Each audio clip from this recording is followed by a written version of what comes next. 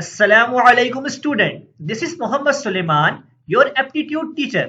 तो स्टूडेंट्स, इस वीडियो के अंदर जो है मैं आप लोगों को सैंपल टेस्ट पेपर जो है कराची यूनिवर्सिटी के सॉल्व करवाने वाला हूँ। इस वीडियो के अंदर जो है हम लोग दो सब्जेक्ट्स के सॉल्व करेंगे, इंग्लिश के और जनरल नॉलेज के। ठीक है भाई, ये वीडियो जो है तमाम ग्रुप्स के लिए है, प्री इंजीनियरिंग हो या फिर प्री मेडिकल हो या आपने प्री कॉमर्स से किया हो। ठीक है भाई, तो एमसीक्यूज को सॉल्व करना स्टार्ट करते हैं। और जिन बच्चों ने हमारे चैनल को सब्सक्राइब नहीं किया, लाजमी सब्सक्राइब करें ताकि जो है आपको तमाम वीडियोस की अपडेट भी मिले और आपकी तैयारी जो है एक बेहतरीन अंदाज के अंदर हो सके। तो हमारे पास इंग्लिश का फर्स्ट एमसीक्यूज क्या है? Complete the sentences by choosing the most appropriate word. ठीक है भाई, आपके पास यहाँ पे चार ऑप्शन गिवन है। तो भाई इस तरह के जो एमसीक्यूज आते हैं वो ज्यादातर प्रीपोजिशन के होते हैं। ठीक है, तो हमारे पास फर्स्ट एमसीक्यूज क्या है?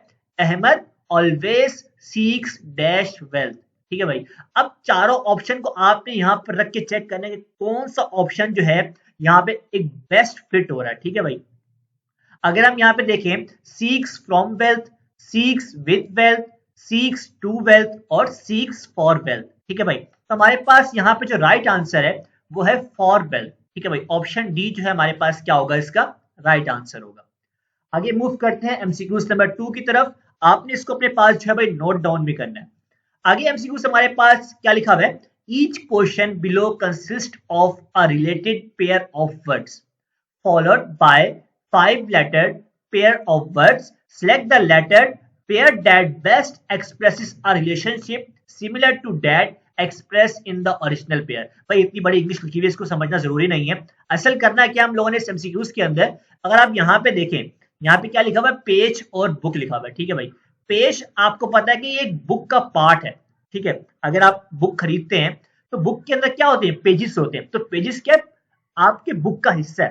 ठीक है, अब आपने अपने ऑप्शंस के अंदर ना तलाश करना है कि कौन सा ऐसा ऑप्शन मौजूद है कि उसका जो है उसने होल पार्ट भी दिया हो और उसके अंदर जो एक छोटा सा हिस्सा है तो वो भी बताना है आपने। ठीक है, अब यहाँ पे अगर आप देखें, sellers is a part of crew, petal is the part of flower, leaf is the part of stack, singers is the part of chorus।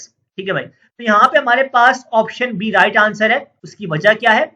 Petal जो है ना भाई, फूलों की पत्तियों कहते हैं। ठीक है, तो पेटल आपका क्या हो गया? एक फ्लावर का एक पार्ट हो गया। ठीक है, तो आपने इस तरह पेयर ऑफ वर्ड्स को जो है सॉल्व करना है।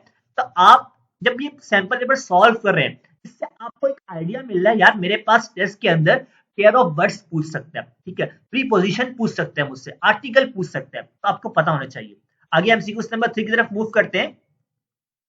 चूज द लेटर्ड वर्ड और phrase that is most nearly opposite. देखो भाई, आपको पढ़ने से समझ में आ गया कि यहाँ पर जो है एंटोनियम की बात की जा रही है। भाई आपको एंटोनियम सिनोनियम जो है लाजमी करने हैं, ये टेस्ट के अंदर जो है पूछे जाते हैं। ठीक है, आपको एक वर्ड गिवन है यहाँ पे, पर्टिकुलर। ठीक है भाई, अब पर्टिकुलर वर्ड का मतलब क्या होता है? स्पेसिफिक जो है इसका मतलब होता है। ठीक है भाई, स्पेसिफिक इसका मतलब होता है। अब यहाँ पे आपने अपोजिट मीनिंग बतानी है। ठीक है, अपोजिट मीनिंग क्या होगी इसके अंदर? ए ऑप्शन लिखा हुआ है जर्नल, बी लिखा हुआ है वाइड स्प्रेड, थर्ड हमारे पास है डिफ्यूज और लास्ट हमारे पास कॉमन। ठीक है भाई, अब एक चीज स्पेसिफिक है तो उसका उलट क्या होगा?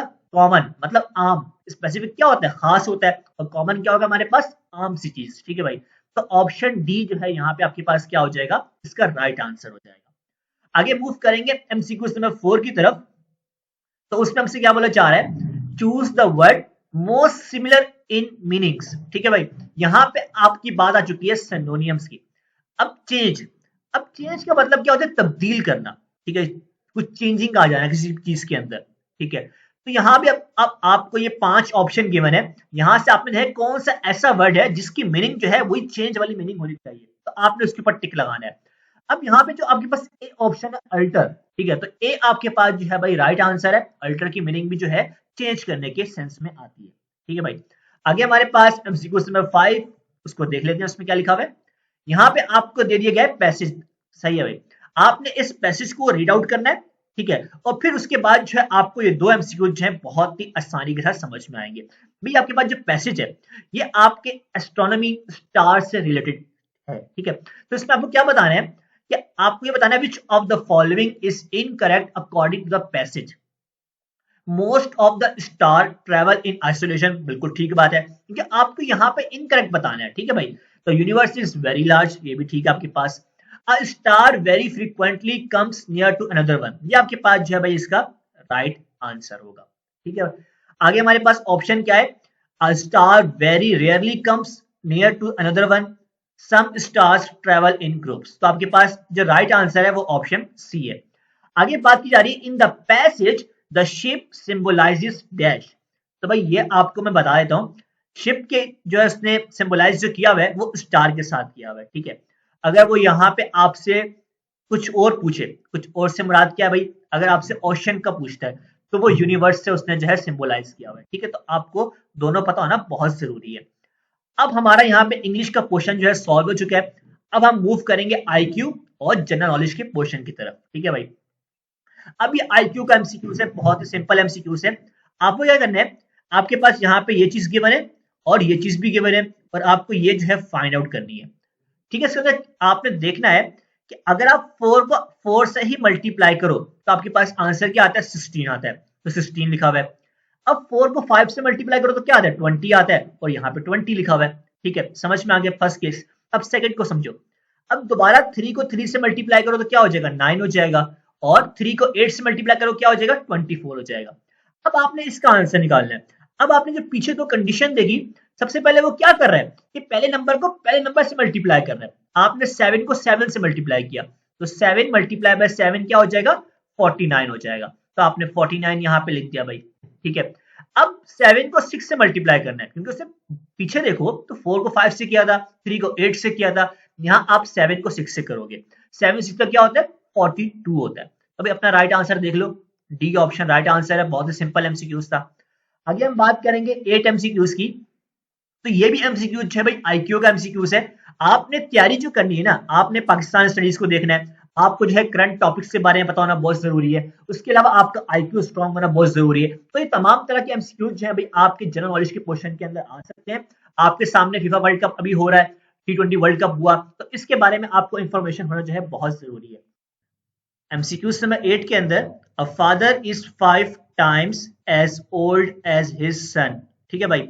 आपसे क्या बोला जा रहा है कि जो फादर की जो एज है वो 5 टाइम ऑफ सन के बराबर है, ठीक है। तो मैंने यहाँ पे लिखता हूं, सन की जो एज है इज इक्वल टू एक्स है, और जो फादर की जो एज है वो क्या हो जाएगी, 5 टाइम सन के एज के बराबर होगी। 5x लिख दिया मैंने यहाँ पे, सही है। उसके बाद क्या बोले जा रहा है, in 18 years the father will be twice as old as his son, ठीक है भाई। अब 18 ईयर को देखते हैं सबसे पहले। तो सन की जो एज थी x थी, उसके अंदर मैंने 18 ऐड कर दिया, is equal to 5x plus 18 कर दिया। यहां तक समझ में आ गया। अब सवाल में क्या बोला जा रहा है, the father will be twice as old as his son. अब फादर की जो एज है वो ट्वाइस होगी उसके बेटे के मुकाबले में। तो आपने क्या कर देना है, जो सन की जो एज थी उसको ट्वाइस कर देना, ठीक है। आपने यहाँ पे ट्वाइस कर दिया, ठीक है। अब सॉल्व करो इसको। यहाँ पे क्या हो जाएगा, 2x plus 36 is equal to 5x plus 18 हो जाएगा, ठीक है। अब 36 यहाँ पे रहेगा, यहाँ पे आगे माइनस 18 हो जाएगा, इज इक्वल टू 5x, और यहाँ पे क्या हो जाएगा, माइनस का 2x हो जाएगा। सही है भाई, यहाँ से सॉल्व कर लिया। अब यहाँ पे क्या आएगा, 18 आ जाएगा, और यहाँ क्या आएगा, 3x आ जाएगा, और x की वैल्यू हमारे पास क्या आएगी, 6 आ जाएगी। अब जो आपके पास x की वैल्यू 6 आई है, अब इसको आपने कहाँ पुट करना है, इसको देख लेते हैं। आपसे सवाल में क्या बोला जा रहा है, how old is the father at present. अब फादर का पूछा जा रहा है ना आपसे, तो आपने x की वैल्यू यहाँ पुट कर देनी है, तो आपके पास आंसर आएगा 5 multiply by 6 is equal to 30 year, ठीक है। तो हमारे पास यहाँ पे ऑप्शन बी राइट आंसर है। अगर वो यहाँ पे आपसे पूछता सन की एज, ठीक है, तो आपके पास आंसर होता 6, ठीक है भाई। आगे हमारे पास 9 एमसीक्यूज क्या है, व्हेन वाज सुई gas first discovered in Pakistan. Pakistan के अंदर पहली दफा जो है सुई गैस कौन से ईयर के अंदर जो है भाई दरियाफ्त हुई थी, तो 1952 के अंदर। ये आप लोगों ने पाकिस्तान स्टडीज के अंदर पढ़ा होगा। इस एमसीक्यूज का मतलब क्या है कि भाई आपके एमसीक्यू जो है कहां से आ सकते हैं, पाकिस्तान स्टडीज से भी आ सकते हैं, ठीक है। आगे एमसीक्यू नंबर 10 की बात करते हैं। सन इज अ डैश। तो सन हमारे पास क्या है, स्टार है, प्लेनेट है, क्या चीज होती है सन। सन हमारे पास जो है स्टार के अंदर आता है, ठीक है। तो हमारे पास यहाँ पे ऑप्शन ए राइट आंसर होगा। तो भाई मैंने आपको इस वीडियो के अंदर जो है 2 सैंपल पेपर सॉल्व करवाए हैं, एक जनरल नॉलेज से करवाए हैं और सेकंड जो है मैंने आपको इंग्लिश से करवाए हैं। आई होप आपको ये एमसीक्यू समझ में आए होंगे। तो आपने इसको देखते हुए अपने टेस्ट की तैयारी करनी है। Thank you for watching this video and subscribe knowledge pool for more videos.